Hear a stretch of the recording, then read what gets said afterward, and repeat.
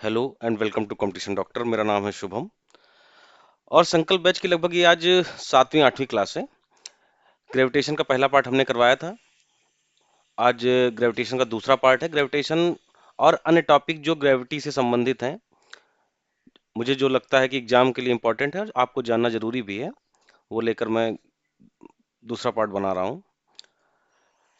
अभी अभी आपका आरआरबी ग्रुप डी एग्जाम का स्टेटस भी जारी किया है बोर्ड ने, तो आप लोग जाइए अपना स्टेटस भी चेक करिए। उसमें जो है इस बार ज़्यादा बच्चों का रिजेक्ट हुआ है। अगर आपका प्रोविजनली एक्सेप्टेड लिख के आ रहा है तो इसका मतलब है कि आपका एडमिट कार्ड आ रहा है। और एक बोर्ड ने एक और नोटिस डाला है जिसमें 17 नवंबर से एग्जाम के डेट के लिए बोला है। तो आप लोग रेडी रहिए।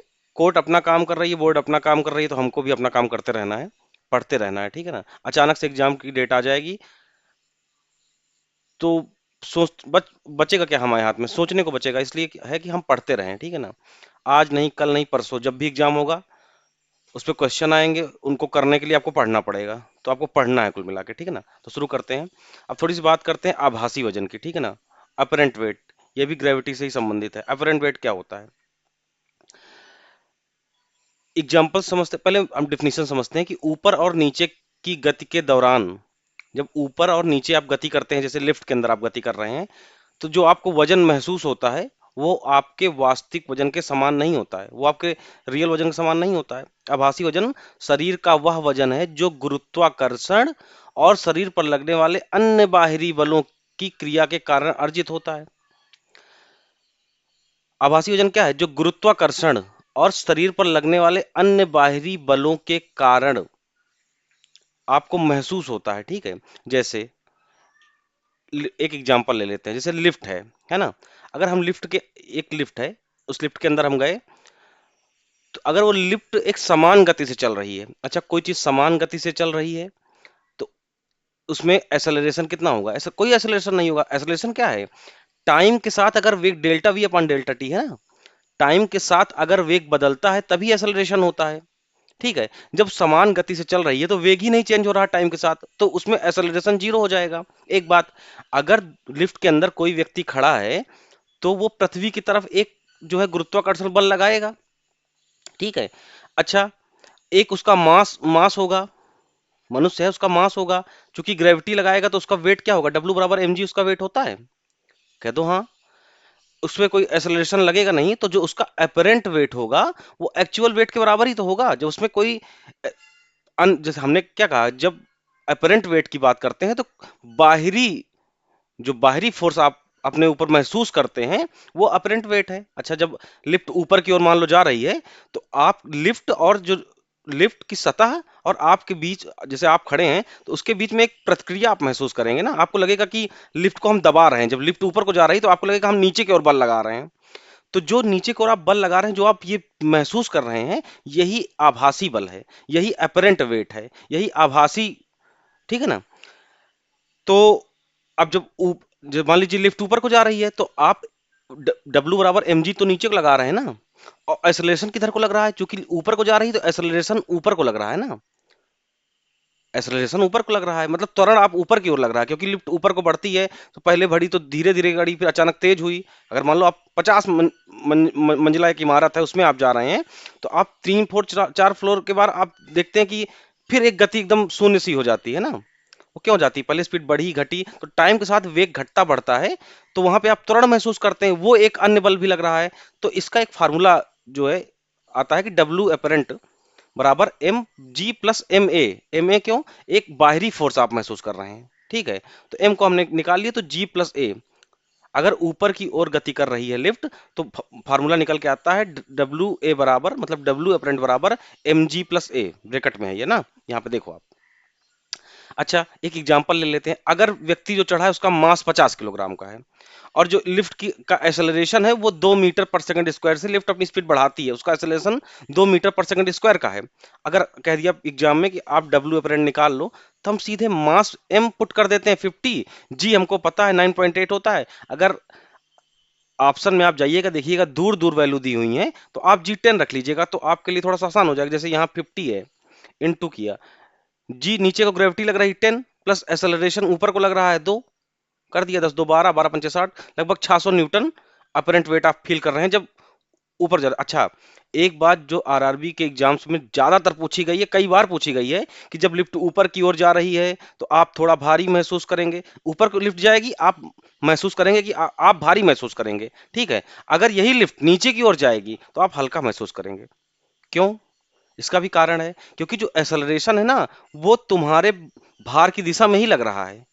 जो त्वरण लग रहा है तुम्हारे भार की दिशा में ही लग रहा है। क्योंकि देखो, अब लिफ्ट है, ये लिफ्ट है, अब ये लिफ्ट नीचे को आ रही है तो त्वरण तो नीचे को लगेगा, ग्रेविटी भी नीचे को ही लगती है, आपका मास भी नीचे को ही है, तो आप हल्का फील करेंगे उस समय पे। तो उसमें क्या हो जाएगा, तो जो mg है माइनस ma हो जाएगा। जो एक्सेलरेशन है वो ग्रेविटी से घटेगा, क्योंकि दोनों एक ही दिशा में आ रहे हैं ना, समान दिशा में है। एक्सेलरेशन भी नीचे को लग रहा है, ग्रेविटी तो हरदम ही नीचे को लगी है, ठीक है। तो आप हल्का महसूस करेंगे। तो पेपर में आ जाता है कि ऊपर को जाएगी तो आप भारी, नीचे को आएगी तो आप हल्का महसूस करेंगे। अब एक स्थिति आती है फ्री फॉल की। लिफ्ट गई बुर्ज खलीफा 500 मंजिल, और लिफ्ट वहां से टूट गई। अब लिफ्ट आ रही है नीचे को, लिफ्ट नीचे को आ रही है तो जो एक्सेलरेशन होगा ना, वो ग्रेविटी के बराबर हो जाएगा, क्योंकि ग्रेविटी जिस बल से नीचे मास को खींचती है, वेग भी इतना तेज बढ़ेगा, क्योंकि वो ग्रेविटी के बराबर आना चाहता है ना, वो भी नीचे जाना चाह रहा है। तो वहां पे ए बराबर जी हो जाएगा। तो ऐसी जगह पे ना आप वेटलेसनेस महसूस करेंगे, आपको लगेगा ग्रेविटी जीरो हो चुकी है, आप अंतरिक्ष में पहुंच चुके हैं। तो एग्जाम में अगर पूछा जाता है फ्री फॉल की स्थिति, तो आप कहेंगे कि हम वेटलेसनेस महसूस करेंगे, ठीक है ना। आते हैं, एक टेबल हमने बनाई है यहाँ पे, आप इस टेबल को जरूर देखिए। ये टेबल जितनी चीजें मैंने 2 स्लाइडों में बताई, उनका सार है। एक बात, दूसरी बात, इस बात को समझने की आवश्यकता है कि जो आप कंपटीशन एग्जाम देने जा रहे हैं, इस टेबल से ही क्वेश्चन मिल जाएंगे, और मोस्टली इन 2 कॉलम से ही, ठीक है। स्टेशनरी और कांस्टेंट स्पीड में आप नॉर्मल वेट फील करेंगे। अपवर्ड मतलब ऊपर को लिफ्ट जा रही है, आप हैवियर फील करेंगे। डाउनवर्ड नीचे को जा रही है लिफ्ट, आप लाइटर फील करेंगे। हमने एक्सप्लेनेशन भी पीछे दिया, फ्री फॉल की स्थिति में आप वेटलेसनेस में फील करेंगे। ये यहाँ पे फार्मूला दिया हुआ, अगर डब्ल्यू अपेरेंट पूछ लेता है, हालांकि ये आपको पूछेगा नहीं, लेकिन पूछ लेता है उसके लिए हमने बता दिया। एक्सेलरेशन की बात कर लेता तो यहाँ पे हमने दे दिया, ठीक है। आगे बढ़ते, प्रेशर का डिफिनीशन। प्रेशर होता क्या है, इसके पहले ग्रेविटी वाले ग्रेविटेशन के पहले लेक्चर में हमने बताया था। वहां पे एक वर्ड यूज हुआ था थ्रस्ट, इसलिए आज मैंने ये एक स्लाइड बनाई है कि आपको थ्रस्ट बताऊंगा, बगल में मैंने डेफिनेशन भी प्रेशर की दे दी है, जिससे आपको थोड़ा चीजें फील हो, और एक दो एक्स्ट्रा चीजें भी आपको हम बता रहे हैं इसमें। अब थ्रस्ट क्या होता है, किसी ही सतह पर लंबवत लगाया गया बल ही थ्रस्ट है। सतह क्या है, मान लो मैंने एक क्यूब ले लिया, ये ऐसा क्यूब है ना, एक क्यूब ले लिया। अब इसका ये एरिया है, इस सतह पे अगर हम कोई लंबवत बल लगा रहे हैं ना, परपेंडिकुलर एक फोर्स लगा रहे हैं, तो जो फोर्स लगा रहे हैं ना, इसको हम कहेंगे थ्रस्ट है। ये एक संपर्ण बल है, ठीक है। इसको हम एफ से डिनोट करेंगे, और इसकी जो यूनिट होगी, इकाई होगी, वो न्यूटन होगी। ये दो चीजें बहुत इंपॉर्टेंट है, पेपर में थ्रस्ट की यूनिट पूछ ली जाएगी, ठीक है।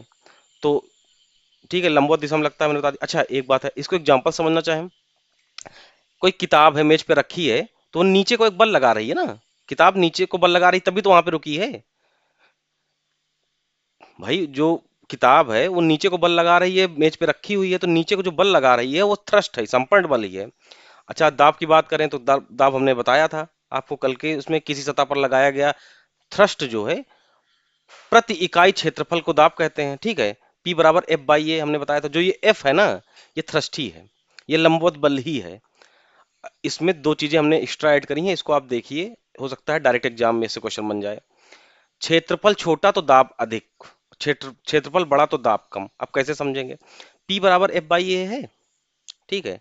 अब हम एक काम कर लेते हैं, हमने एक F1 ले लिया, एक F2 ले लिया, ठीक है। एक A1 ले लिया, एक A2 ले लिया, ठीक है। अब इसने कहा क्षेत्रफल छोटा, हमने कहा क्षेत्रफल दो, तो दाब अधिक होगा।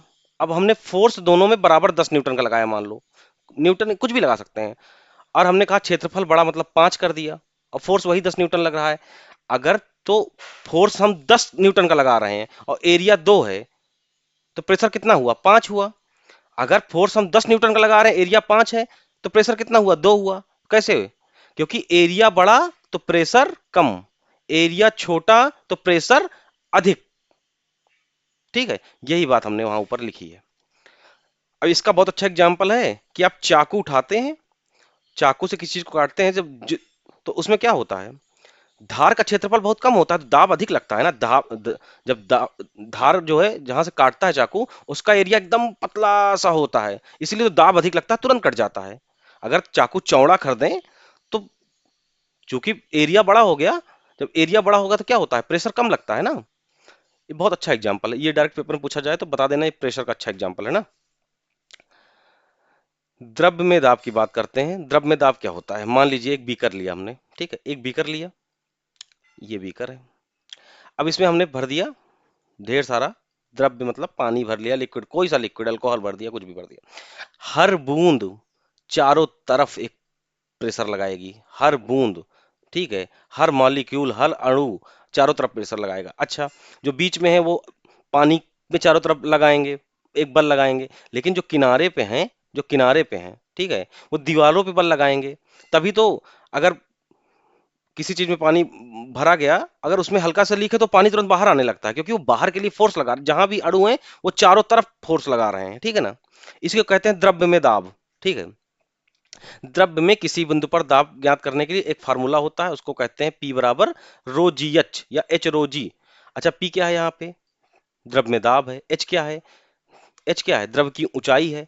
रो क्या है, द्रव्य का घनत्व है। और जी तो क्या है, गुरुत्वाकर्षण त्वरण है, किस त्वरण से वो बाहर निकलना चाह रहा है ना। त्वरण मैंने आपको बताया, चूंकि वो बाहर निकलना चाह रहा है, उसका एक वेग है, उसका एक टाइम है, तो त्वरण आ जाएगा यहाँ पे। डेंसिटी, डेंसिटी के बारे में भी हम बताते हैं, डेंसिटी एक्चुअली होती क्या है, हमने हालांकि प्रीवियस लेक्चर्स में बात करी है इसके लिए, लेकिन हम फिर बताते हैं आपको, है ना। तो इसका फॉर्मूला क्या देखा हमने, P बराबर रो एच जी, ठीक है।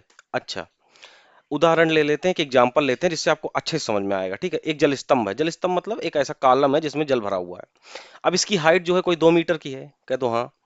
इसका हमने घनत्व दे दिया भाई, रो 1000 किलोग्राम मीटर क्यूब है, ऐसे ले लेते हैं, ठीक है ना, मीटर क्यूब है, ठीक है। अब रो बराबर एम वाई वी होता तो यहाँ से यूनिट आई इसकी, और जी 10 मीटर पर सेकंड स्क्वायर है।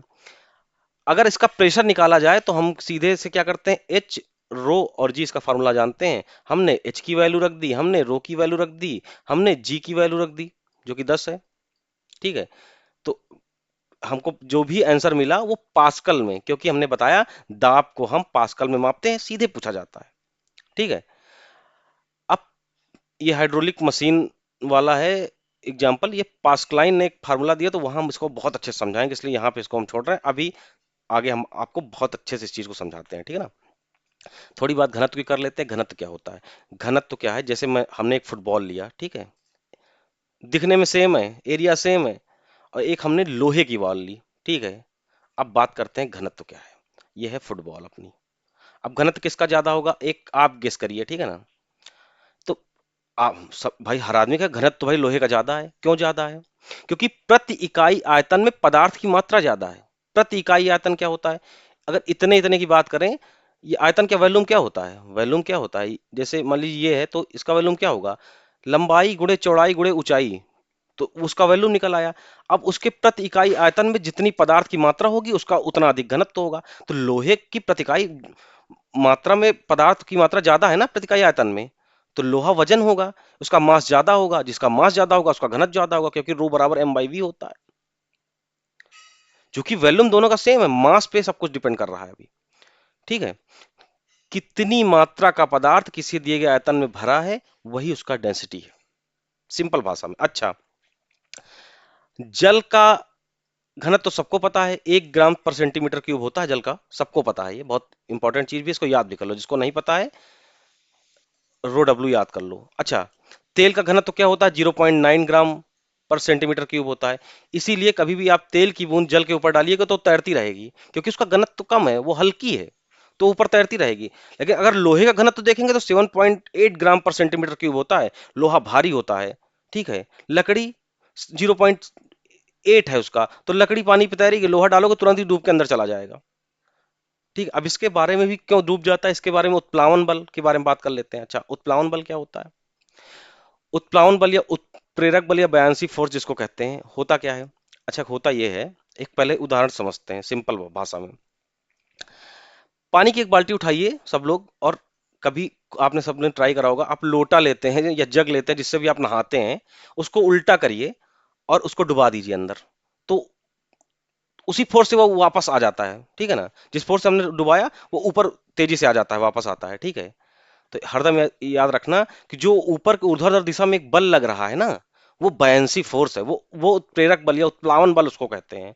द्रव किसी वस्तु को ऊपर की ओर जो धकेलने का प्रयास करता है, वही बायंसी फोर्स है, वही उत्प्लावन बल है, ठीक है। क्योंकि जैसे लोटा गया ना, तो वो जल को विस्थापित करता है, जितने भार का, जैसे लोहे का एक टुकड़ा अंदर डालते हैं तो पानी देखना बाल्टी से थोड़ा नीचे गिर जाता है, क्यों? क्योंकि जितने घनत्व का या जितने द्रव्यमान का चीज अंदर गई ना, पानी भी एक बल लगा रहा है ऊपर की ओर, उसको ऊपर करने के लिए ना। जैसे आपने ऊपर से डाला तो एक ऊर्ध्वाधर दिशा में एक वो बल लगा रहा है, तो अगर तो वो बल लगा ले गया तो ऊपर तैर ले गई, अगर वो चीज भारी है तो नीचे बैठ गई तो उतना जल विस्थापित कर देता है ना, वो चीज अपनी जगह बनाती है ना अंदर जाके। इसी पे आर्किमिडीज ने एक सिद्धांत दिया, ठीक है। आर्किमिडीज का जो प्रिंसिपल है बहुत इंपॉर्टेंट, बड़ा वायरल प्रिंसिपल हुआ उस जमाने में। अगर तो ये जैसे नाव तैरती है, तो आर्किमिडीज साहब ने क्या बताया कि नाव अगर पानी में गई तो नाव का जितना भार होगा ना, उतना जल वो विस्थापित करेगी, ठीक है। एक तो अब देखो डिफिनेशन पढ़ लेते हैं तो ज्यादा समझ में आएगा आपको। जब कोई वस्तु किसी द्रव्य में पूरी तरह या आंशिक रूप से डुबाई जाती है, पूरी समझिए बात को, पूरी तरह या आंशिक रूप से डुबाई जाती है, तो उस वस्तु पर द्रव्य द्वारा लगाया गया ऊपर की ओर बल, उस वस्तु पर द्रव्य द्वारा लगाया गया ऊपर की ओर बल, यानी हमने बनाई नाव, हमने पानी में डुबाया, तो पानी नाव में ऊपर की ओर बल लगा रहा है, नाव नीचे की ओर बल लगा रही है। तो क्या हुआ कि यहाँ पे जो द्रव था या जल था वो इस विस्थापित होकर इधर को चला गया, वो जब द्रव विस्थापित हुआ जितना इसका भार था, सॉरी, ये तो इन दोनों का भार बराबर होगा, जितना जल विस्थापित करेगी और जो ऊपर को लगाएगी, इनका दोनों का बराबर होगा। तो उन्होंने एक फार्मूला दिया था उस समय पे, जो कि आज भी बहुत इंपॉर्टेंट है। एफ बी बराबर rho fluid into g into V displaced. F B क्या है? उत्प्लावन बल या उत्प्रेरक बल या buoyancy force or buoyant force, ठीक है। रो फ्लूइड मतलब द्रव का घनत्व, जी मतलब ग्रेविटी, वी डिस्प्लेस मतलब कितना विस्थापित द्रव का आयतन, ठीक है। उन्होंने कहा जितना विस्थापित द्रव का आयतन होगा, जितनी ग्रेविटी होगी, जितना घनत्व होगा, वो उत्प्रेरक बल के बराबर होगा। ये नीचे से जो बल लग रहा है उसके बराबर होगा, तब जाके चीजें तैरेंगी, अदर डूब जाएंगी, नहीं तो अगर ये बराबर नहीं हुआ तो डूब जाएंगी। लकड़ी का टुकड़ा पानी पे तैरता है तो जो लकड़ी का भार है नीचे की ओर लगेगा, पानी का उत्प्रेरक बल ऊपर की ओर लगेगा। लेकिन हरदम याद रखना कि लकड़ी का भार और उत्प्रेरक बल अगर बराबर हो गए तो लकड़ी स्थिर रहेगी और तैरती रहेगी, ठीक है। लकड़ी का भार उत्प्रेरक बल अगर बराबर हुए तभी तैरेगा, ये कहा था आर्किमिडीज साहब ने। जहाज का तैरना क्या कहा है उन्होंने? कहा भारी जहाज भी पानी में तैर सकता है, क्योंकि पानी का जो उत्प्रेरक बल है और जहाज के भार है वो दोनों बराबर होंगे। मतलब पानी का जहाज अंदर गया तो उतना जल विस्थापित कर देगा, नीचे से जो बल लग रहा है और जो पानी के जहाज का फोर्स है, दोनों बराबर होंगे। ये है बॉयंट, ये है आर्किमिडीज का सिद्धांत, ठीक है ना। बहुत इंपॉर्टेंट है। तो अगर जहाज का तैरना किस सिद्धांत पर आधारित है, ऐसा क्वेश्चन भी आता है, तो आप आर्किमिडीज सिद्धांत लगाइए। कौन सा फोर्स लग रहा है तो आप लिखिए बायंसी फोर्स लग रहा है, ठीक है। किस दिशा में लगता है तो ऊर्ध्वाधर दिशा में लगता है। डायरेक्ट क्वेश्चन, सिंपल क्वेश्चन आएंगे, आपको समझाने के लिए कर रहे हैं। जब भी क्वेश्चन आंसर सीरीज चल रही होगी या प्रीवियस ईयर का क्यूएनए हम लेके आएंगे 500 1000 क्वेश्चन का, जिसमें आपकी पूरी फिजिक्स कंप्लीट करा दी जाएगी। जब ऐसा टॉपिक हम लेकर आएंगे तो आप खुद फील करेंगे जो थियरी पढ़ाई जा रही है वो किस काम की है, क्योंकि उस समय आपको क्वेश्चन रटने की आवश्यकता नहीं, आप देखेंगे और आप समझते हैं चूंकि, तो आप खुद ही आंसर बताएंगे कि भैया A part, B part, C part, D part कौन सा सही है, ठीक है ना। अब थोड़ा सा बात करते हैं सापेक्षिक सापेक्ष घनत्व की। रिलेटिव डेंसिटी क्या होता है? अच्छा, रिलेटिव डेंसिटी, सबसे पहली बात तो सापेक्षिक घनत्व में सापेक्ष का मतलब क्या होता है? हम किस चीज से तुलना करते हैं। जैसे आपके मोहल्ले में पढ़ने में जो है, अगर पांडे जी का लड़का पढ़ने में सबसे बढ़िया है, उसने सबसे अच्छी नौकरी क्रैक कर दी, तो आपकी तुलना जो है पांडे जी की नौकरी से ही होगी, भैया अरे फला के लड़के ने जो है बहुत अच्छा कर दिया है ना। तो किस चीज से, आइडियल चीज से आपकी तुलना की जाती है ना, जो आइडियल हो गया। तो ऐसे ही द्रवों में जो है पानी जो है ना, उसी से तुलना की जाती है, क्योंकि वो आइडियल चीज है, ठीक है। तो सरल शब्दों में ये कहेंगे, कोई वस्तु पानी से कितनी भारी या हल्की है, वही उसकी रिलेटिव डेंसिटी है। पानी से कितनी भारी या हल्की है, ठीक है। पानी का कितना होता है? 1 ग्राम पर सेंटीमीटर क्यूब, ये हम बता चुके हैं, ठीक है। अगर तो रिलेटिव डेंसिटी जो है वो 1 से ज्यादा हुई, तो वस्तु पानी में डूब जाएगी। अगर पानी से ज्यादा उसकी किसी चीज की रिलेटिव डेंसिटी है तो पानी के अंदर डूब जाएगी, उससे भारी है तो डूब जाएगी ना। अगर एक से कम है तो तैरती रहेगी, बराबर है तो पानी में स्थिर हो जाएगी। ठीक है, तो रिलेटिव डेंसिटी इसलिए जानना जरूरी है।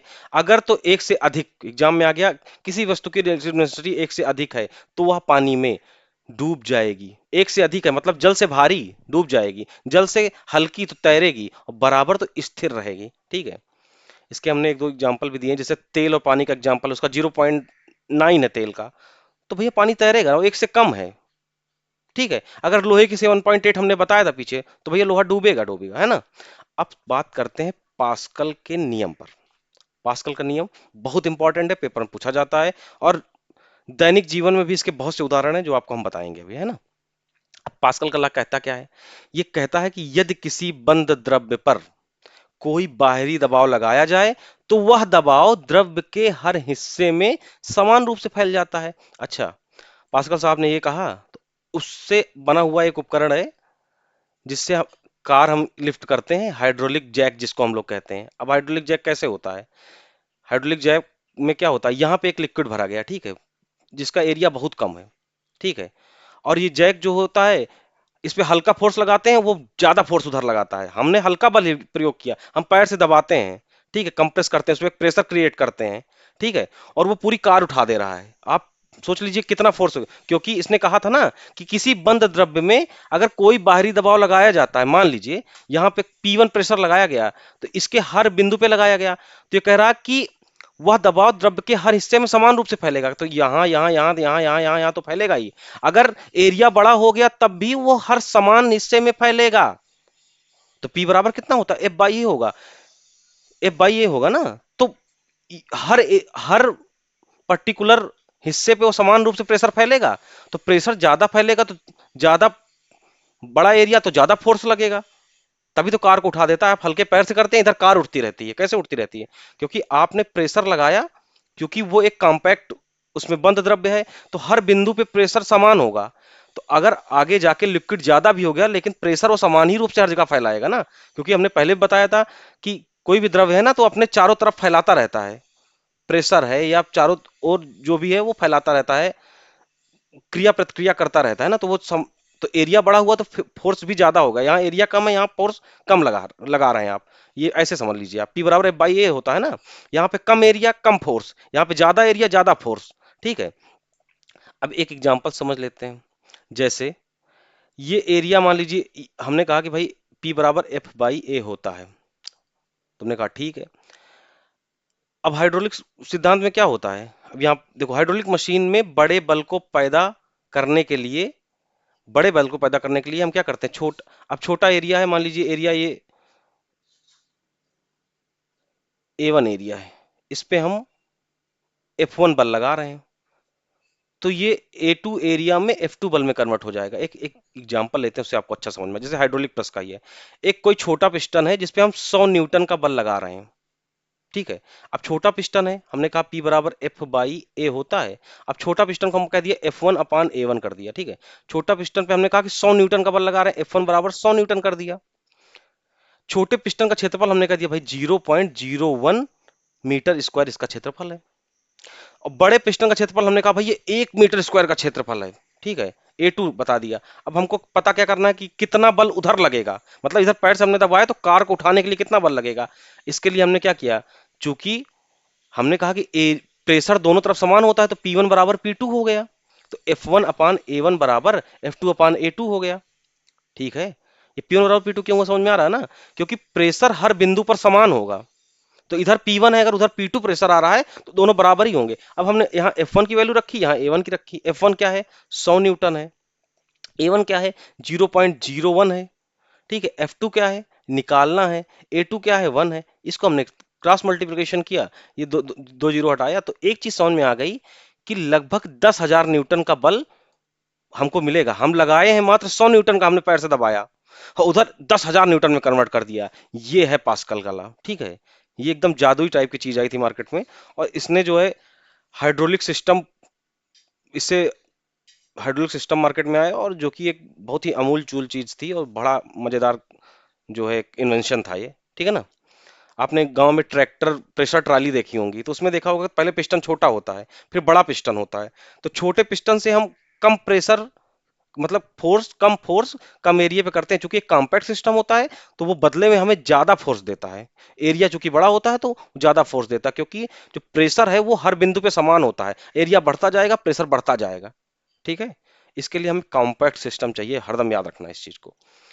आज के लिए इतना रखते हैं, और लगभग ग्रेविटेशन के हमने सारे टॉपिक खत्म कर दिए हैं। इसमें एक्स्ट्रा टॉपिक भी हमने ऐड किए, जिससे आपको चीजें और स्मूथ समझ में आए।